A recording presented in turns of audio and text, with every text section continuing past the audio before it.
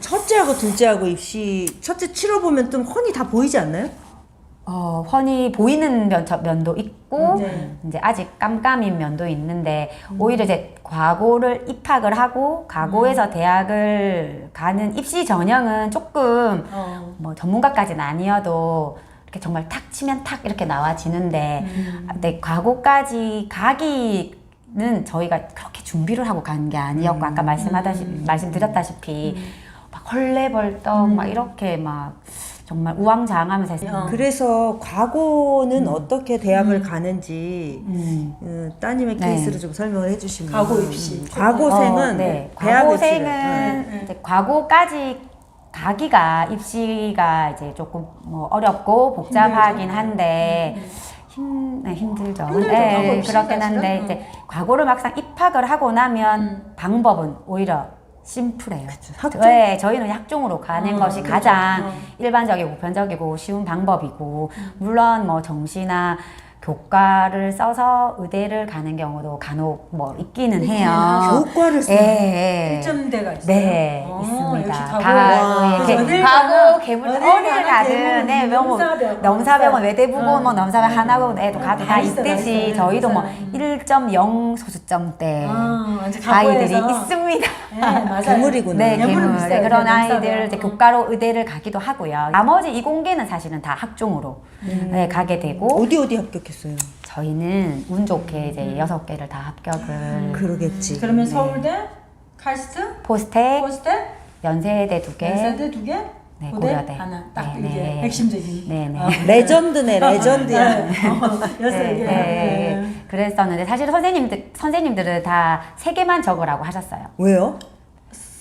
네, 석가포만 적으라고 석가포만. 하셨어요. 근데 네, 제가 이게 아까 핵심. 너무 입시 초보 엄마다 보니까 그래도 보험이 있어야 되지 않나 그쵸. 이러면서 이제 연고대를 넣었었고 사실은 이제 연고대 같은 경우 연대 하나는 2차 이제 면접에 가진 않았어요. 그러니까 막상 들어가니까 아 이거는 정말 안 적어도 됐었다. 그러니까 후배들에게도 엄마들에게도 이제 그렇게 짐 빼면서까지 보험을 들 필요는 없다. 그쵸. 확실한 어느 정도 나이네. 확실한 나이. 네. 저 전용료도 한 10만 원 들지 맞아요. 않아요? 연세대 너무 비싸거든요. 네, 그래, 맞아요. 서울대만 5만 원이야. 네, 맞아요. 네, 맞아요. 카이스트도 8만 원이더라고요. 그 좋은 팁이에요.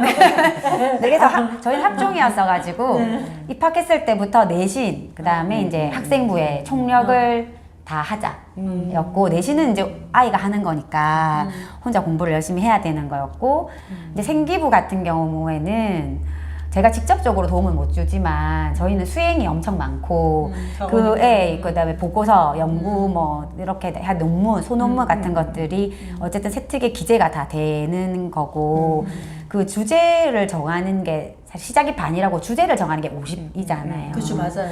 그래서 이제 주제를 정할 때 아이랑 얘기를 좀 많이 해서 그런데 좀 제가 도와줄 수 있는 건 그거밖에 없으니까. 근데 되게 어렵지 않아요? 과거생이 하는 프로젝트라고 그러니까 하면 수과학은 뭐 잘하고 좋아하지 않겠어? 그거는 기본이지 않겠어? 맞아요. 네. 그러니까는 제 생각에는 학생부를 수과학으로 채우는 건 기본인데 그렇다 하면 다른 이제 뭐 예체능, 뭐 그다음에 인문. 그래서 수학을 논문을 쓴다고 할 때도 이제 제가 그러면 뭐 사회적인 이슈라던가 뭐 이런 거, 그다음에 그 수학 논문을 쓸 때 뭐 수학 문제를 쓰고 공식을 증명하는 건 분명히 너희가 얼마나든지 잘할 수 있는데 거기에 이왕이면 네가 정보 활용 능력이라던가 아니면 어떤 기계를 뭐 운영할 수 있는 능력 같은 것들이 같이 들어가거나 혹은 뭐 그래프를 그린다 하더라도 여러 그래프를 많이 사용을 한다면 더 좋지 않겠나라는 이제 조언 같은 것들을 얘기를 계속하면서 뭐 차 타고 다닐 때 그럴 때 이제 뭐 얘기를 많이 했죠. 그럼 뭐 아주 작은 국어 수행 같은 경우 할 때는 국어 수행은 아이들이 놓칠 수가 있어요. 특히 이제 남학생이 많은 학교다 보니까 우리 딸도 조금 그럴 수도 있고 그래서 국어 수행을 조금 애들이 등한시할 수 있는데 국어 수행을 할 때도 거기에도 네가 수학적이나 정보 처리 능력을 넣으면 좋다.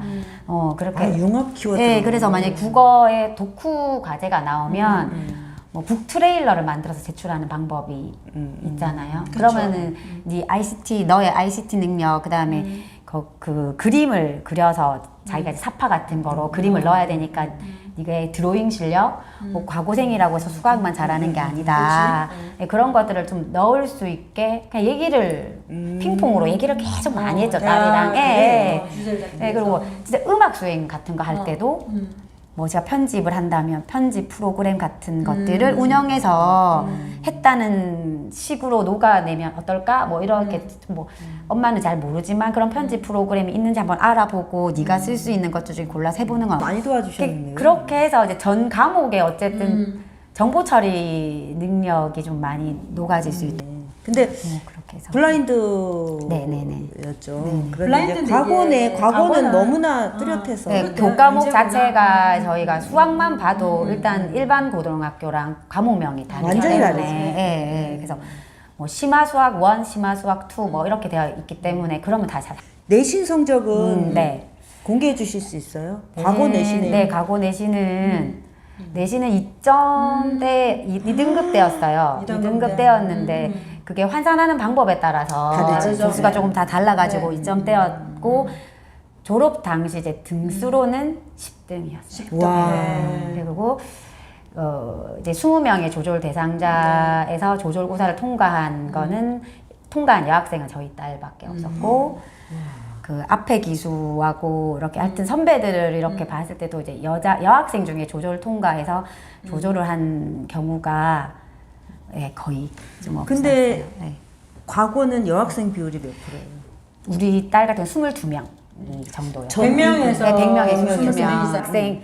과거에 이제 여학생들은 일단 한 20명 보통 내외로 늘 해마다 선발이 되는데 이제 우리 딸 같은 경우는 힘들어 했어요, 다니는 거를. 여학생들이 예, 남학생들이 많아서 뭐 적어서 그런 것들보다는 성비보다는 과거 생활 자체가 너무 힘들었고 그렇죠. 그다음에 이제 경쟁이 너무 이제 치열하다. 치열하다. 네, 그래서 힘들었어요, 사실은. 네, 지금은 어떤가요? 지금은 이제 뭐 엄청 대학생. 즐겁게 대학생을 하는 것 같아요. 뭐 가자마자 이제 남자친구도 생기고 이러다 보니까 밴드도 하시고. 밴드도 3개나 이렇게 하시고 바쁘시지요. 그래서 네, 무소식이 희소식이다 이렇게. 대학생이 됐는데 그래서 네. 이제 과거를 첫째 따님을 과거를 이제 네. 지금 힘든 네, 얘기를 네. 해주셨잖아요. 네. 근데 둘째가 아드님. 네. 아드님도 과거를 보내시려고 지금 네. 계획하고 계시죠. 그래서 이제 영재학교를 가서 혹은 과학고등학교를 가서 대학을 가는 게 본인이 조금 더 장점을 살려서 편하게 갈 수 있는 방법인 것 같아요. 그러니까 우리 딸도 과학고 생활은 힘들었지만 대학을 가는 거에서는 과학고등학교가 자기가 선택할 수 있는 최선의 방법이었다라고 생각. 대학에 와 보니까 그때 배웠던 수학이 엄청 도움이 많이 되고 확실히 영재학교, 과학고등학교 친구들이 이제 좀 조금 잘한다. 잘한다, 눈에 띈다. 네. 라고 해서 이제 우리 아들도 같은 같이 지금 이과의 길을 길을. 네, 가고 있고 준비하고 있어요. 네. 오늘 선생님 큰 가방을 들고 오셨는데 보니까 일기장이 네. 잔뜩 네. 따님 건가요? 네, 우리 이제 딸이 아니 제가 일기장 보여드리는 거 보고 네. 보고 가져오셨다고. 제가 네. 뭐 평범한 얘기들 뿐이어서 뭐 좀 다른 특별한 도움이 될 만한 것들이 뭐가 있을까 고민을 하다가 진짜 한 10년 넘게 만에 꺼내본 것 같은데 한 2학년 때부터 쓴 일기예요. 그래서 저는 그때 이제 우리 딸이 아까 말씀드렸다시피 이제 너무 뭐 이공계가 확실했다. 이게 DNA가 네. 그래서 제가 좀 그렇다면 부족한 부분들을 엄마로서 그다음에 초등 교사 엄마로서 좀 채워줄 수 있는 게 뭘까? 그래서 고민했던 게 이제 글을 많이 쓰고 어떤 일을 겪으면 그냥 나는 오늘 이렇게 했다라는 뭐 서술보다는 기자가 되어서 그 현장을 취재하는 기자가 되어서 글을 써보자. 혹은 이거를 대본으로 한번 표현해 보자.